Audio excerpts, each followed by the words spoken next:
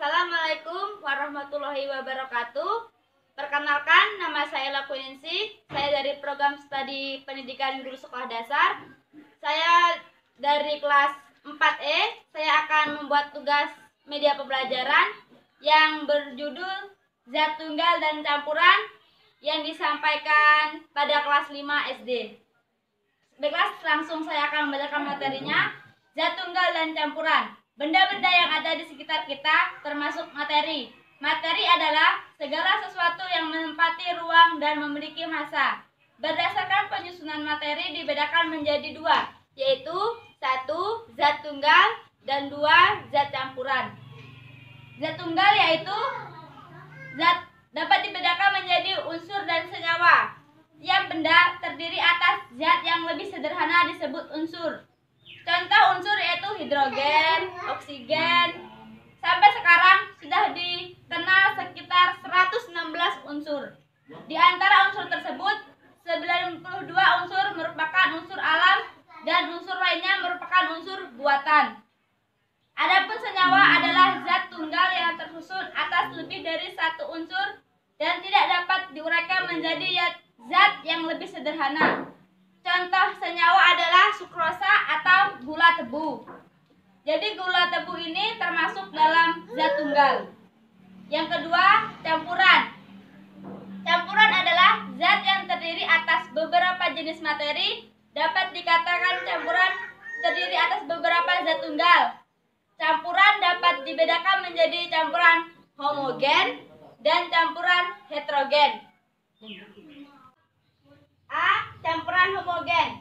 Campuran homogen adalah campuran yang zat penyusunnya tercampur sempurna. Pada campuran homogen, zat penyusunnya tidak dapat dibedakan. Contohnya air garam, air teh, sirup, udara, perunggu, dan kuningan. Lalu yang kedua, campuran heterogen. Campuran heterogen adalah campuran yang zat penyusunnya tidak tercampur sempurna. Pada campuran heterogen, zat penyusunnya masih dapat dibedakan. Contohnya campuran air dengan pasir. Baiklah, kita akan mengidentifikasi jenis campuran. Campuran ini apakah akan termasuk dalam campuran homogen atau heterogen? Campuran ini dapat kita lakukan atau kita membuat contoh dengan bahan-bahan sederhana, yaitu ada pasir, air, gula, minyak, dan pewarna makanan. Kita akan mencampurkan satu-satu dengan air. Kita akan mengetahui campuran itu akan termasuk ke dalam campuran mana. Yang pertama, air kita campurkan dengan gula.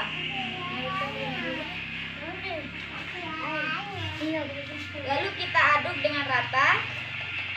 Apakah ia akan bersatu, menyatu?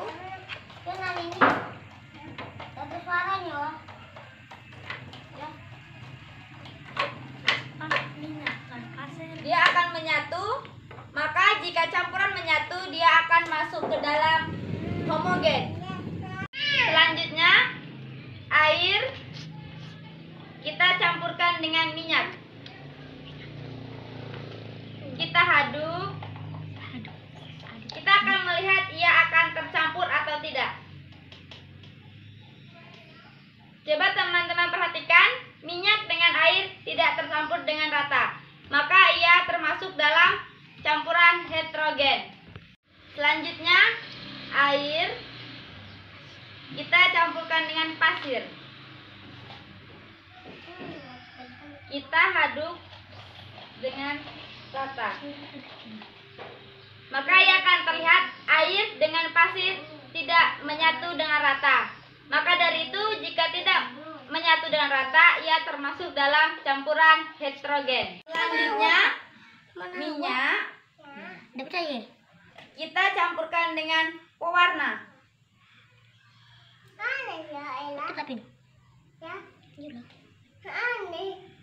Lalu kita aduk. Apakah ia akan tercampur sempurna? Ternyata minyak dengan pewarna tidak tercampur dengan sempurna. Maka ia termasuk dalam campuran heterogen. Yang selanjutnya, air dengan pewarna. kita campurkan dengan pewarna.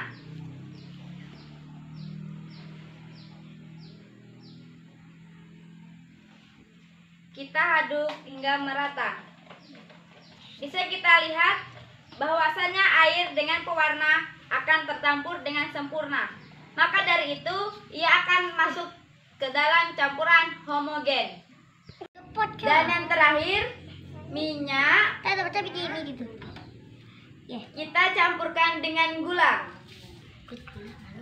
Lalu kita aduk, dia akan tercampur dengan sempurna atau tidak.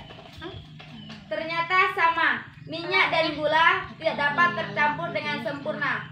Maka ia termasuk dalam campuran heterogen.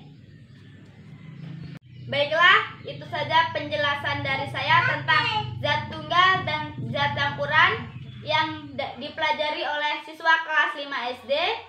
Kurang dan lebihnya saya minta maaf. Saya akhiri, wabillahi taufiq wal hidayah. Wassalamualaikum warahmatullahi wabarakatuh.